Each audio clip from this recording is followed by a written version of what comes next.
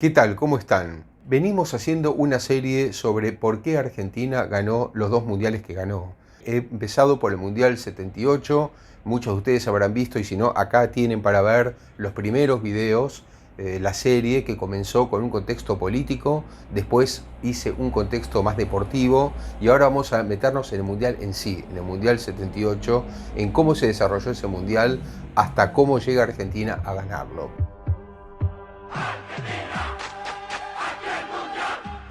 Ustedes se acuerdan, y si no, vean el video anterior en el que yo comentaba todo el ciclo de Menotti, ¿no? Es la primera vez que creo que realmente un ciclo termina siendo exitoso porque empezó bien y terminó bien. Empezó bien en el sentido de que Menotti sistematizó un fútbol que hasta ese momento nunca había conseguido eso, que nunca lo había conocido directamente, un fútbol si se quiere anárquico, que contaba siempre con muy buenos jugadores, en este caso estamos hablando de una gran generación como la que Argentina tenía en esos años 70, pero lo que no tenía era una sistematización, un orden, un trabajo de muchos años sostenido por la federación, en este caso por la AFA, y bueno, en este caso se pudo concretar, yo creo que por esta presión, porque esta presión existió de ser local, siendo una potencia que hasta ahora, una potencia demostrada en los niveles sudamericanos, pero no estaba demostrada en un nivel internacional, en un nivel mundial. Entonces, bueno, Argentina había estado en 1930 cerca de ganarlo, llegando a una final, no había podido demostrar su teórica superioridad en los años 40 por la Guerra Mundial, entonces no se desarrolló el Mundial, que además Argentina seguramente habría sido local en ese caso, y esta era la gran oportunidad de demostrar realmente lo que era el fútbol argentino. Pero claro, en un contexto de dictadura militar, en un contexto muy complicado como era aquel. Les quiero contar, por ejemplo, a mí me tocó vivirlo, así que ya estamos hablando de algo contemporáneo, por lo menos para mí, para muchos de los que están viendo este video. Y les quiero contar que, por ejemplo, una de las cuestiones que más se temían era esto de la campaña anti-argentina en el exterior. Es decir, la dictadura había dado a entender que había movimientos, que efectivamente los hubo antes de empezar el Mundial, con grupos de argentinos y militantes que se oponían al Mundial porque conocían la situación de Argentina. Entonces esto generó en los que vivíamos en el país, yo tenía una edad adolescente en ese momento, hasta cierta zozobra que hubo en el partido inaugural. El partido inaugural no lo jugó Argentina, lo jugaron Alemania y Polonia, que era otro grupo, en el Estadio Monumental el 1 de junio, y por ejemplo yo recuerdo salir corriendo del colegio secundario al mediodía porque se hablaba de una bomba en el Monumental, puesta por los montoneros. Una locura absoluta, así se hablaba, en esos tiempos se vivía de esa manera, por ejemplo, todo era muy raro, esos ejercicios gimnásticos que mostraban lo que era el inicio del Mundial, una ceremonia inaugural que ya tuvo a Joao Elange, a Jorge Rafael Videla, que era el presidente de facto en ese momento argentino, con una situación de derechos humanos muy complicada en el país, realmente muy complicada, con desaparecidos y con muchísimas persecuciones políticas y con periodistas extranjeros que en muchos casos pude hablar con algunos de ellos, especialmente holandeses, que lo pasaron muy mal en Argentina, pero realmente muy mal, hasta teniendo que escribir con código los nombres de los funcionarios argentinos. Me contaba, por ejemplo, un periodista holandés que mencionaba a los dictadores, a los funcionarios argentinos con nombres de jugadores de fútbol para no tener problemas de censura cuando entregaban las notas en el centro de prensa. Realmente todo muy complicado. En ese contexto empezó el Mundial y futbolísticamente hablando hay que decir que la selección argentina estaba muy presionada, más allá de la muy buena preparación que tenía, porque tenía que ganar ese Mundial por una cuestión de demostrar lo que decía antes, la valía y la historia del fútbol argentino, y a Argentina le tocó un grupo muy difícil. Eso sí que es extraño para ser local. Ustedes analizan los últimos mundiales y normalmente los equipos locales tienen suerte, entre comillas, de que le tocan grupos muy accesibles. No fue lo que le pasó a Argentina, para nada. Argentina tuvo un grupo con 3 europeos. Tampoco es muy común que toquen 3 europeos en un grupo de 4.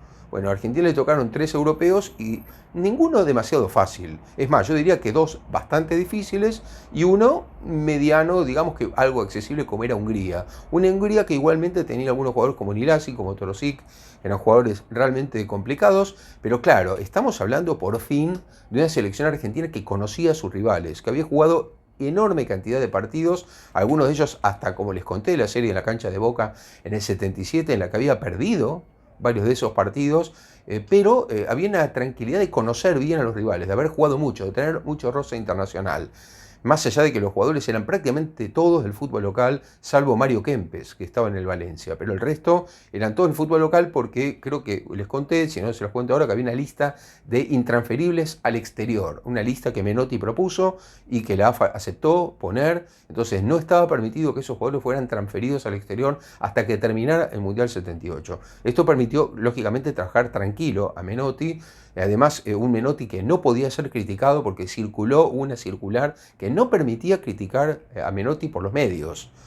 Es decir, esta es la situación que se vivía, muy rara, muy particular, y así salió Argentina a jugar el primer partido. Al día siguiente del partido inaugural, un soporífero partido entre Alemania y Polonia, recuerdo, dirigido por don Ángel Cuereza, argentino, que terminó 0-0.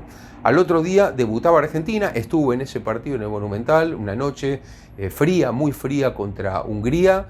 Un equipo argentino muy presionado, como les decía, y que empieza perdiendo por los nervios del equipo argentino, tiene que remontar enseguida, viene enseguida el empate de Luque, pero ahí otra vez un equipo argentino atado. Era distinto a lo que habíamos visto en partidos anteriores. Un equipo argentino que estaba nervioso, que no se hallaba bien, que los pases no eran precisos, el tiempo empezaba a correr en contra, el empate a Argentina no les servía porque piensen ustedes que después venían Francia e Italia, que eran mucho más fuertes que Hungría. Es decir, que Argentina no se podía dar el lujo de no ganar ese partido. La cuestión es que a último momento, algo que pasó que me parece importante destacar, es que Menotti tira de Norberto Alonso. Alonso fue un jugador, yo diría, bastante resistido por Menotti hasta el final. No lo convocó hasta que la presión insostenible de los hinchas terminó generando una tensión hacia él. Y por otro lado se dijo, estas son las cosas que van a aparecer mucho en este video porque hay mucho indemostrable, pero se dijo que el hombre fuerte del fútbol en la dictadura militar, Carlos Lacoste, fanático de River, un contraalmirante, también presionó mucho para que Alonso jugara ese mundial, y hasta quienes dicen que por haber entrado Alonso no hubo lugar para Maradona, justamente por ser de la misma posición en la cancha. Bueno, la cuestión es que, como les digo, Menotti tira de Alonso para los últimos minutos, a ver si Alonso lo puede salvar porque el 1-1 parecía inexorable. Entra Alonso en los últimos minutos y gracias a una jugada de él termina en el segundo gol argentino y Argentina respira, se va ganando 2-1 ese partido, pero no había jugado como se esperaba que jugara en ese partido. Es decir, la sensación fue agridulce, es decir, Argentina ganó, era importante, era un alivio porque era importante ganar ese partido debut, pero teniendo en cuenta los rivales que venían, realmente la cosa parecía muy complicada. Y se iba a complicar más todavía en el segundo partido, unos días después contra Francia, otra vez en el mismo escenario, en el Estadio Monumental, porque Francia era una generación que, fíjense ustedes, no había estado en el Mundial del 74, pero que claro, no estaba en el pico de su rendimiento, ¿no? Esa generación tendría su cima, su pico en el Mundial de España 82, 4 años más tarde, pero ya estamos hablando de un joven Michel Platini, estamos hablando de Bossis, estamos hablando de Tresor, de Jambión, de Batistón, de jugadores realmente muy importantes. Y Argentina con Francia tampoco la va a pasar bien, Primero se va a poner en ventaja con un gol, en realidad con un penal, que uno lo piensa, y ese penal seguramente en otro país, si no fuera en Argentina, no sé si se lo daban, una mano de Tresor, que bueno, el árbitro concede el penal para Argentina y Pasarela convierte el penal con el que Argentina en ese momento saca una ventaja, y después Leopoldo Luque va a marcar el 2-1 en un partido muy sufrido. Además, justo piensen ustedes que Luque, primero que venía de tener una lesión, pero segundo, se enteraría justamente en ese contexto que su hermano había fallecido en un accidente, así que bueno, fue un gol muy festejado, muy de mucha sensibilidad, además por el tipo de gol que fue, ¿no? Un pase de Ardiles y Luque que le pegó de media distancia realmente al ángulo, un golazo, realmente un golazo de Argentina, pero un gol que vuelve a mostrar que no era el típico gol argentino de los equipos de Menotti. Era un gol de remate de media distancia. A Argentina le había costado mucho, pero aquí yo creo que lo pongo en un contexto más de lógica. Le costó más Francia porque Francia era mejor que Hungría. Ese equipo francés era realmente un equipo muy bueno, que estaba en un proceso de ascenso, pero que todavía estaba a mitad de camino. Argentina le gana 2-1 a Francia y de esta manera, ya sabiéndose prácticamente clasificado, va al partido con Italia, el último del grupo como local, otra vez el mismo escenario, y una Italia que 4 años más tarde sería campeona del mundo. Es decir, ese equipo italiano ya era un equipo bastante complicado, pero ahí pasó algo raro. Más allá de la derrota de 1-0 con un gol de Bettega en una pared con Paolo Rossi, realmente un bonito gol de los italianos, Una cosa que llamó la atención fue que no solamente Argentina quedó segunda en el grupo detrás de Italia, que finalmente fue la que ganó, y eso obligó a Argentina a ir a Rosario, porque la segunda rueda no se jugaba como ahora. Les cuento también esto, que es muy importante. El Mundial 78 tenía otro esquema. Eran 16 equipos en 4 grupos de 4, y después los 2 primeros de cada grupo pasaban a la fase siguiente, y la fase siguiente eran 2 grupos de 4. No era como ahora, no se eliminaban en forma directa, sino que era otra vez un grupo de 4 que se jugaba de un lado en Buenos Aires y el otro grupo de 4 que se jugaba en Rosario. Bueno, en el caso de Argentina, al quedar segunda, fue a jugar a Rosario. Yo, que estaba en Buenos Aires, bueno, me quedé sin ver a Argentina en la segunda fase, lógicamente. Los de Rosario habrán festejado tenerla allí, lógicamente también. Pero bueno, Italia terminó jugando entonces en Buenos Aires. Lo raro que le quería comentar era que en esos 4 grupos de 4 equipos iniciales, las 4 consideradas potencias de alguna manera quedaron segundas. Esto sí que es raro. Ninguna de las potencias quedó primera, las 4 quedaron segundas, como si hubiera una especie de... Es difícil probarlo, pero como si hubiera un acuerdo de que, bueno, si ellos quedaron segundos, a mí también me conviene quedar segundo, y a mí también, y a mí también. Pero Países Bajos, que en ese momento era Holanda, quedó detrás de Perú en su grupo, Brasil quedó detrás de Austria en su grupo, y Alemania quedó detrás de Polonia en su grupo. Por lo tanto, Argentina, que era el local, que queda como segunda de Italia, también llamó la atención. Es decir, Argentina, Brasil, Alemania y Países Bajos, que eran los 4 más fuertes, quedaron segundos, los 4 más fuertes en teoría, quedaron segundos en sus grupos, así que quedó bastante rara la cuestión de cómo se terminaron cruzando. La cuestión es que Argentina, con el funcionamiento todavía no aceitado de la primera rueda, con un Mario Kempes jugando como extremo izquierdo, no del todo preciso, con un equipo que funcionaba más, digamos, con una fortaleza defensiva, con un buen Filiol que ya aparecía, con Ardiles Gallego y Valencia en la mitad de la cancha, con un Valencia que no terminaba de conformar, que no era lo que Menotti había dicho en ese ciclo, que era un poco su preferido, no terminaba de conformar, y arriba lo mismo, Luque sí, con un buen funcionamiento, pero la delantera tampoco terminaba de ser lo que parecía al principio. Así va a llegar entonces a la segunda fase de Rosario. Argentina le toca en la segunda fase, primero Polonia, después Brasil y después Perú. Eran los equipos que le tocaron, y alguno, antes de empezar la segunda fase, ya dijo con cierto optimismo, bueno, zafamos de lo más duro, porque zafamos de Alemania, zafamos de Italia, en todo caso la incógnita era Austria, que era un muy buen equipo, yo creo que uno de los mejores desde el Underteam, desde 1938 en adelante, el mejor equipo de Austria seguramente de la historia, que llegó a ese mundial con algunos jugadores realmente importantes, como Krankl, como Concilia, como Bruno Pezzei, como Prohaska, realmente jugadores excelentes, ¿no? Que después tuvieron éxito en equipos haciendo una gran trayectoria. Krankl en el Barcelona, nada menos. Bueno, la cuestión es que Argentina evitó a esos equipos europeos, básicamente los evitó, le quedó solamente Polonia de su lado, una Polonia que además hay que decir tenía todavía jugadores remanentes del Mundial 74, en la que le había ganado Argentina. Polonia le ganó el debut a Argentina en el Mundial 74, era un equipo fuertísimo. En el 78 un equipo algo menos fuerte que en el 74. Conservó algunos jugadores de aquel equipo, pero no tenía aquella fortaleza que tenía en el Mundial 74, que era realmente tremendo, ¿no? Así que bueno, Argentina debuta en la segunda fase ya con mucha mayor tensión y ya mucho más enfocada al título, porque ya estamos hablando de las fases finales, es decir, de estos 2 cuadrangulares, el campeón de ese cuadrangular de cada lado iba a la final y los segundos de ese cuadrangular iban al tercero y cuarto puesto. Así que bueno, a Argentina le toca jugar el primer partido, como decía, contra Polonia en Rosario. Y ahí ya va a haber un primer cambio. El primer cambio va a aparecer con Mario Kempes. Yo creo que ahí empieza tácticamente un cambio importante en Argentina. Menotti todavía empieza el partido con Valencia, pero después se empieza a dar cuenta con el correr del partido que ya Valencia no le está rindiendo lo que él pensaba. Entonces aparece primero la prueba de Julio Ricardo Villa, en su lugar.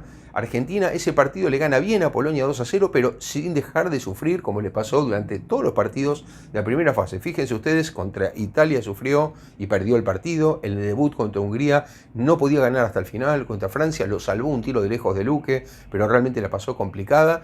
Y lo que va a pasar entonces en la segunda fase es que va a aparecer Mario Kempes en todo su esplendor. Primero con 2 goles, pero además, para no ser poco, una jugada en la que parecía que entraba la pelota en el arco argentino, Kempes vuela y se tira como arquero y en la línea la saca con la mano, que por supuesto determinó un penal para Polonia, que pateó Deina y se lo atajó el pato Ubaldo Filiol, porque si no, seguramente la cosa habría sido más complicada. Así que sin dejar de sufrir, pero con un rendimiento más compacto y especialmente la aparición fulgurante de Mario Kempes, autor de 2 goles que no había aparecido en toda la primera rueda, Argentina termina ganando ese partido y queda la expectativa porque va a pasar algo muy importante que ahora les quiero contar, que es lo siguiente. Este cuadrangular, como el otro, el que jugaban Alemania, Austria, Países Bajos e Italia, se definía el primer puesto y el segundo por diferencia de goles. Es decir, que en caso de empate en puntos, en esa época en el mundo, ganando eran 2 puntos, no 3 como ahora, empatando siempre 1 y perdiendo 0. Si había empate de puntos entre equipos en el primer lugar de la tabla, se definía por diferencia de gol. ¿Esto qué significa? Que el 2-0 contra Polonia era un resultado incierto. ¿Por qué? Porque Brasil también le había hecho una buena ventaja a Perú en el otro partido, entonces había que ver qué pasaba con los goles. Todo pintaba que el rival era Brasil. Es decir, el rival de Argentina, un Brasil que además seguía invicto, que había pasado bien la primera rueda, más allá de que estuvo a punto de perder con España, con aquel gol insólito que perdió Cardeñosa en Mar del Plata, pero más allá de eso, Brasil en su grupo le había pasado bien y ahora venía venciendo a Perú en el primer partido y a Argentina a Polonia. El partido siguiente era nada más y nada menos que el cruce con Brasil. Bueno, para todos ese fue un poco la final anticipada, el cruce que definía mucho de lo que iba a pasar, de quién de los dos iba a la final. Prácticamente se sabía que el que ganaba iba a la final del Mundial 78 y además con otro aditamento histórico, y es que Argentina no había logrado nunca vencer a Brasil desde 1970. Argentina había vencido a Brasil antes del Mundial de México 70 en un amistoso, pero después de ahí nunca más lo había logrado. Argentina había quedado eliminada por Brasil en la Copa América, es decir, con Menotti Argentina nunca había podido ganar a Brasil, era local en Rosario con el apoyo del público en el contexto de un mundial. Había perdido además con Brasil en el Mundial 74, con otros entrenadores los dos. Brasil ya sin Pelé, estamos hablando ahora también un Brasil ya 8 años sin Pelé, es decir, ya sin el gran jugador que ha tenido en los últimos años. Y con un Claudio Coutinho que era un técnico muy, muy inteligente, muy trabajador, muy estudioso, con algunos jugadores realmente impresionantes que tenía ese plantel, como Dirceu, como, bueno, qué sé yo, Roberto, cantidad de Leao en el arco, impresionante, Oscar, Amaral, bueno, infinidad de jugadores interesantes, inclusive un jovencico, Rivelino, que también estaba pero algo lesionado, que jugó muy poco en ese mundial, pero también estaba en el plantel. En fin, cantidad de jugadores realmente impresionantes. Nelinho, muchísimos. Entonces Argentina tenía que vencer a Brasil para estar tranquila y para asegurarse una plaza en la final. Sin embargo, ese fue tal vez el peor partido de Argentina. Argentina lo pasó realmente mal con Brasil, terminó 0-0. Filiol fue una de las figuras de ese partido, tapándole a Gil, me acuerdo, un gol mano a mano impresionante. Tuvo alguna que otra jugada más Brasil. El partido no fue muy agradable, que digamos, se cuidaron mucho. Y después sí hubo, para el recuerdo, un gol que se pierde Oscar Ortiz. Oscar Ortiz queda prácticamente solo tras un centro y remata fuera, que fue la única gran chance que tuvo Argentina en ese partido. Pero el 0-0 dejó no tan mal sabor de boca, teniendo en cuenta lo que había pasado en el partido, pero sí por la expectativa que había en la previa. Es decir, se sabía que ganando ese partido Argentina iba a la final. Es decir, que quedó la incógnita para la última fecha, en la que tanto Brasil como Argentina ahí se jugaban realmente mucho. Y aquí va a venir algo que va a ser una de las primeras grandes polémicas que iba a haber en ese mundial y que por supuesto creo yo que ayudó mucho a la selección argentina, algo que está decididamente mal, que no corresponde y que creo yo que es algo que en el reglamento es imposible aceptar que esté, y de hecho hoy por hoy sería absolutamente indecoroso, imposible de aceptar. Y es que Brasil jugó primero que Argentina. Es decir, los dos estaban con los mismos puntos. Brasil había ganado un partido, había empatado uno. Argentina había ganado uno, había empatado, por supuesto, entre sí con Brasil. Y jugaban el último partido, el que decidía quién iba a la final. Y en lugar de jugar a la misma hora, Brasil jugó primero que Argentina. Es decir, Brasil, al ganarle 3-1 a Polonia, generó una diferencia de 3 goles a favor, que tenía como average. Entonces Argentina sabía antes de empezar el partido que si ganaba a Perú por 3 goles quedaba igual que Brasil, y si ganaba por 4 goles iba a la final por superar a Brasil. Sabía Argentina antes de empezar el partido qué tenía que hacer. A mí me parece que eso es absolutamente inaceptable. Yo creo que está mal eso, que son las primeras cosas que yo creo que fueron una falla importante en la reglamentación, que todo Brasil protestó, pero bueno, ya estaba en el reglamento así, los horarios puestos de esa manera, por supuesto para ayudar al local. Es decir, lo que no se vio tanto en el grupo inicial con los rivales que tuvo Argentina, sí se vio acá en este reglamento, que me parece lamentable, porque Argentina terminó sacando partido de esa situación. Es decir, Argentina, más allá del resultado de Brasil, que jugó antes, Argentina sale en Rosario a jugar contra Perú, un partido que va a quedar en la historia como uno de los más polémicos y en el que no hay claridad de pruebas sobre lo que pasó, porque hay cruces de declaraciones, manifestaciones de todo tipo, especulaciones, investigaciones históricas, pero es muy difícil determinar qué pasó. Pero bueno, hay que decir que Argentina le termina ganando 6-0 a Perú. Ustedes recuerdan que yo les comentaba en el contexto deportivo, cuando hablamos del contexto deportivo de este mundial, que Argentina había jugado varias veces con Perú y le había ganado varios amistosos, y creo que les comenté que estén atentos a eso porque después iba a tener alguna consecuencia. La consecuencia la tuvo acá. ¿Por qué digo esto? Porque Argentina le ganó 6-0 a un Perú extraño, con algunos jugadores que realmente jugaron un flojo partido, pero hubo otros que jugaron realmente un partido interesante. Es decir, por ejemplo, no se toma en cuenta que al empezar este partido, cuando estaban 0-0, Muñante, jugador peruano, estrelló un remate en el palo, por ejemplo. Después Oblitas tuvo otra situación de gol mano a mano con Filiol y desvió el remate, pero realmente fue una ocasión clarísima de gol y estaban 0-0. Es decir, ¿qué pasaba con esos jugadores? ¿Patearon afuera a propósito? No se sabe. Es decir, hubo un montón de cuestionamientos en el mundo del fútbol, ni hablar de la prensa brasileña, ni hablar de la prensa peruana, sobre la actitud de los jugadores peruanos en ese partido. Les cuento que yo tuve la posibilidad de hablar con 5 o 6 jugadores peruanos en el 2004, una vez que terminó la Copa América. Me quedé para hablar, especialmente gracias a contactos de amigos periodistas con estos jugadores. Pude hablar con ellos sentado en una mesa, en una confitería, y me contaron cosas completamente disímiles entre ellos. Fíjense ustedes, ya no estamos hablando de que un argentino piensa una cosa y un brasileño otra y un peruano otra. Los jugadores peruanos dicen cosas distintas entre sí. Entonces es muy difícil saber. Yo, por ejemplo, les cuento, estuve en la casa de Chumpitaz. Chumpitaz dice que se acuerda perfectamente cuando Jorge Rafael Videla entró al vestuario con Henry Kissinger y las cosas que le dijo, a la arenga que le hizo al plantel, y que él, casualidad, no estaba porque se estaba atando los cordones a metros de allí, y entonces él escuchó que Videla entró. Entonces, bueno, esto lo cuenta un jugador. Otro hace especulaciones sobre que Perú ese día no jugó con la camiseta tradicional peruana, sino que jugó con la camiseta roja con el escudo peruano, y algunos dicen que es para salvar el honor, como diciendo, este no era el equipo peruano tradicional. ¿Cómo saberlo? Es decir, lo que sí les puedo decir es que hablando con varios jugadores argentinos, días atrás tuve la oportunidad de hablar con Daniel Killer, que bueno, en ese mundial fue suplente y no jugó, pero he hablado con infinidad de jugadores argentinos sobre esto, el Mundial 78, y los jugadores argentinos se prepararon para ganar el mundial jugando al fútbol. Es decir, a mí la sensación que tengo seguro es que los futbolistas argentinos salieron a jugar al fútbol y no tenían el conocimiento de arreglos o no fuera de la cancha. Entonces se hace muy complicado realmente probar esto. Se habló de toneladas de trigo que ni bien terminó el mundial, Argentina le donó al gobierno peruano. Se habló de esta entrada de Videla y de Kissinger antes de empezar el partido a presionar, pero aparentemente, por lo que algunos dijeron, Videla se refirió a la amistad y apeló a la hermandad de pueblos entre Argentina y Perú. ¿Será así? ¿No será así? Es probable que haya ocurrido en el sentido de que es una dictadura capaz de cualquier cosa. Si desapareció gente, ¿cómo no van a entrar en un vestuario a decir esto? Ahora, ¿el jugador sabía? ¿Los jugadores peruanos sabían o no?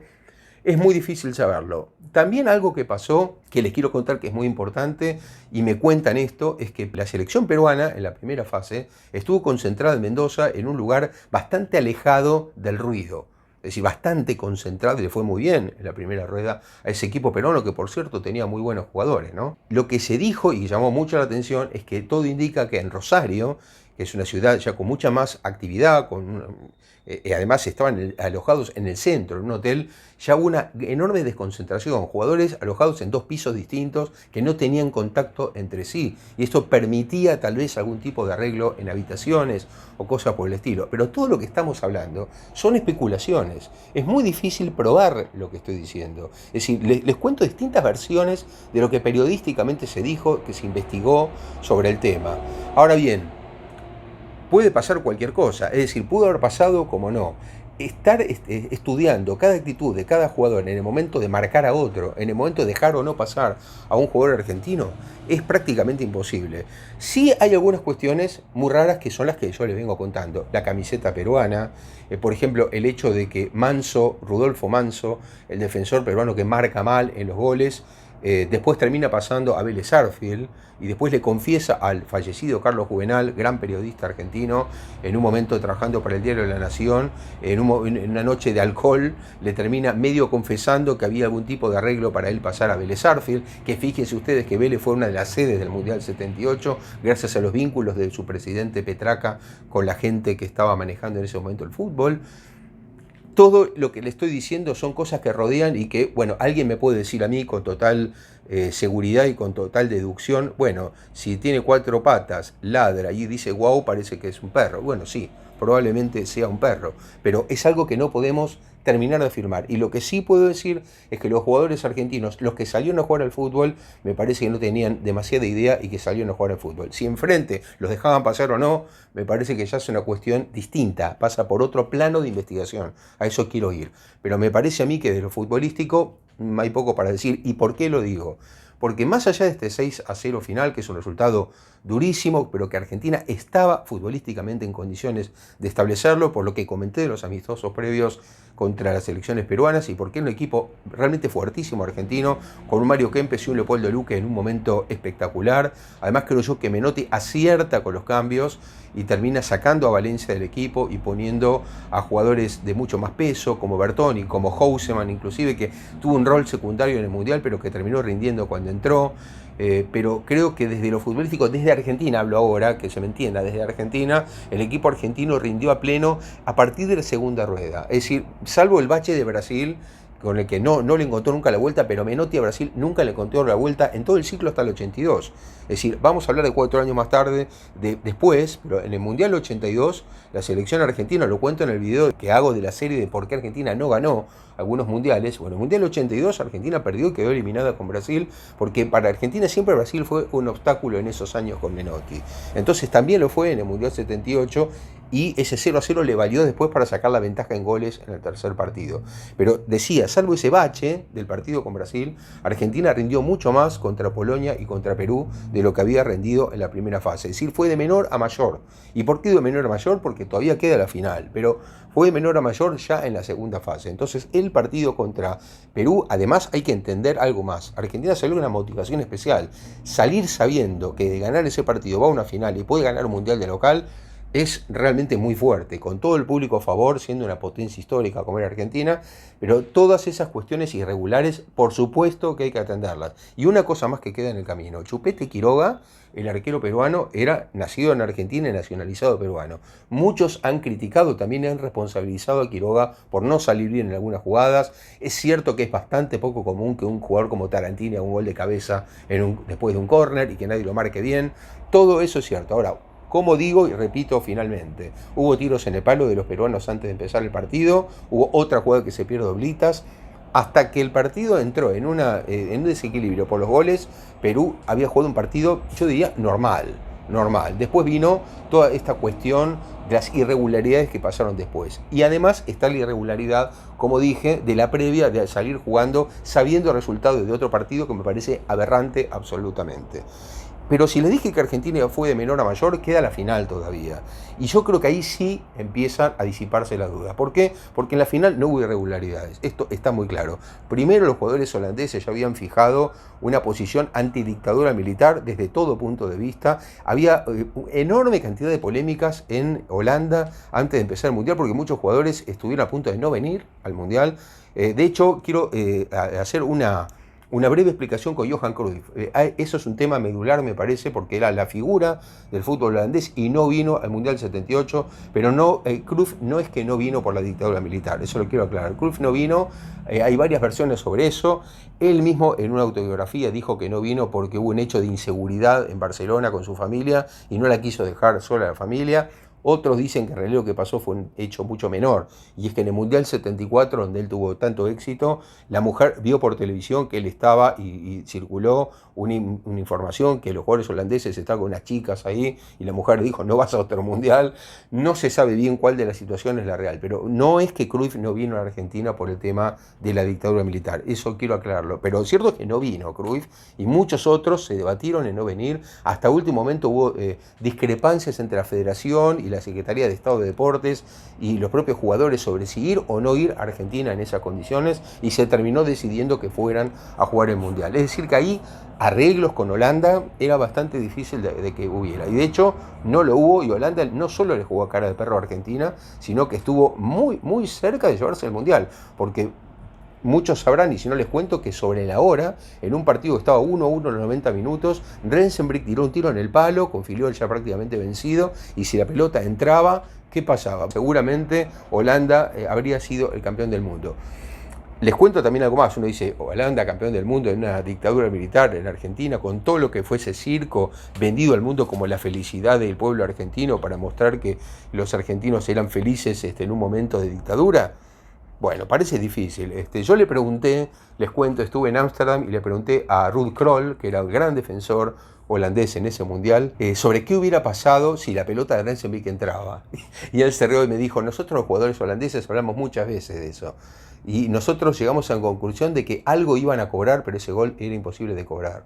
Digo, ¿pero qué iban a cobrar? Me dice, no sé, offside, una mano, o probablemente hubieran alargado el tiempo de descuento, pero nosotros no podíamos ganar esa final. Él dice eso. Ahora, lo cierto es que Holanda estuvo muy cerca de ganar esa final, y les cuento alguna otra cosa más. Bueno, esa fue una gran final. Una gran final en la que Argentina jugó el mejor partido del torneo. Yo creo que hay un jugador que no mencioné hasta ahora, porque fue un jugador muy discutido, realmente muy sufrido, que fue Luis Galván.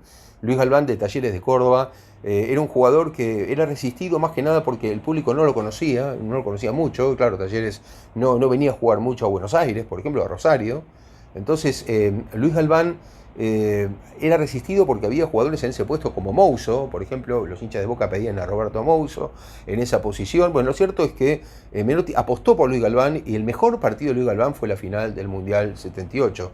Un gran tiempista, un tipo que llegaba, calculaba bien los tiempos para llegar a las situaciones, un equipo holandés muy fuerte. Hay que tener en cuenta que si Argentina llegó a la final sacando o dejando en el camino a Brasil, por ejemplo, Holanda llega a la final, estuvo en la cancha, en el partido de la cancha de River, en el que sacó a Italia con 2 remates de Ari Hahn de media distancia, en un partido durísimo que iba ganando Italia primero, y además sacó a Alemania en un partidazo que se jugó en Córdoba, que salió 2-2, y contra Austria. Es decir, 3 equipos durísimos. Para Holanda yo creo que tuvo un cuadro más duro que Argentina para llegar a esa final del Mundial en la cancha de River. Y Argentina jugó un gran partido con Holanda, un partido que termina 1-1 porque Argentina iba ganando con una corajeada de Kempes, y le termina empatando Holanda en una circunstancia muy especial que ahora les voy a contar. ¿Por qué? Porque el gol de Holanda lo hace Naninga, un grandote, un gigante, Dick Naninga, que entra en el segundo tiempo para desequilibrar con el juego aéreo, cuando ya Holanda estaba perdiendo. Pero hubo un disenso entre Menotti y su ayudante, Roberto Marco Saporiti, en las horas previas al partido, en la noche previa, sobre qué hacer, qué banco de suplentes poner, porque no todos los jugadores, era como ahora, que pueden entrar todos al banco. En aquel tiempo se elegía el banco de suplentes. De los 22 había que colocar un número en el banco y el resto se quedaba afuera del partido. Entonces la discusión entre Menotti y Saporiti fue si poner a Daniel Killer, que era el marcador central suplente de Pasarela y de Luis Galván, de meterlo a Daniel Killer, que era más alto y un gran stopper. Killer era realmente un stopper, en ese equipo que jugaba sin stopper, porque Argentina no jugaba con stopper. Entonces Daniel Killer estaba prácticamente reservado para esta clase de marcajes, para situaciones como esta. La cuestión es que Menotti pensó en poner a Killer, especialmente por si entraba Naninga, y Saporiti le dijo que Naninga no iba a entrar y que no estaba jugando y que se lo saque de la cabeza, no va a poner un jugador por Naninga. La cuestión es que Daniel Killer no estaba en el banco, y cuando entró Naninga, Menotti lo miró a Saporiti como diciendo, no te puedo creer, entró Naninga. Y no solo entró Naninga, sino que Naninga marcó el gol de cabeza del empate de Holanda antes de terminar los 90 minutos, en una jugada que va a ser un clásico de Menotti. Menotti tiene muchas cosas positivas, como les cuento en este video, pero tiene algo que va a marcar mucho a la selección y a sus equipos de clubes en el futuro, que jugar mal a la ley del offside. Él habla de achique, otros dicen ley del offside, pero bueno, el equipo argentino intentó adelantarse, no hizo bien la ley del offside, habilitaron a la delantera holandesa y del centro vino el gol de Naninga con el empate que obligó a jugar 30 minutos más. Pero ahí va a aparecer en todo ese esplendor otra vez Mario Kempes, va a aparecer una gran jugada en el tercer gol de Daniel Bertoni, que va a determinar el título argentino en los 30 minutos finales, en un enorme partido igual de Matildo Filiol, consagratorio, por si necesitaba Filiol tener un partido consagratorio, después de la enorme trayectoria que tuvo el Pato Filiol, que jugó hasta el año 90, imagínense, estamos hablando del 78, ya venía jugando desde fines de los 60 y terminó jugando hasta el año 90. Se imagina lo que jugó el Pato Filiol, ¿no? Entonces, decir que Filiol se consagró en la final, bueno, tal vez es demasiado exagerado, pero yo creo que fue el mejor partido tal vez de su vida o uno de los mejores. A lo mejor él tendrá otros que recuerde. Yo lo que vi de Filiol ese día fue increíble. Y les quiero contar algo más para aquellos que dicen, bueno, pero Argentina lo ganó por ser local, ese equipo holandés fue un partido. Bueno, hubo tanta discusión sobre eso que al año siguiente se organizó un partido amistoso entre Argentina y Holanda, pero en Suiza, por todas estas habladurías sobre que Argentina le ganó porque era local a Holanda. Bueno, en ese partido, jugado un año después con los mismos planteles, con los mismos equipos, empataron el partido, fueron a penales y Argentina ganó por penales, o sea que no hay demasiada discusión sobre que Argentina tenía un gran equipo en ese momento. Yo creo que hay que separar, para terminar con este video, creo que hay que separar los tantos. Que hubo irregularidades en ese mundial, no cabe duda que hubo irregularidades. Que hubo una cantidad de situaciones que son investigadas y que tienen datos cruzados y distintos, también es cierto. Que Argentina sacó partido de una situación irregular, inaceptable, como es haber jugado después que Brasil y sabiendo el resultado para ganar el partido, también es algo, por supuesto que fue así.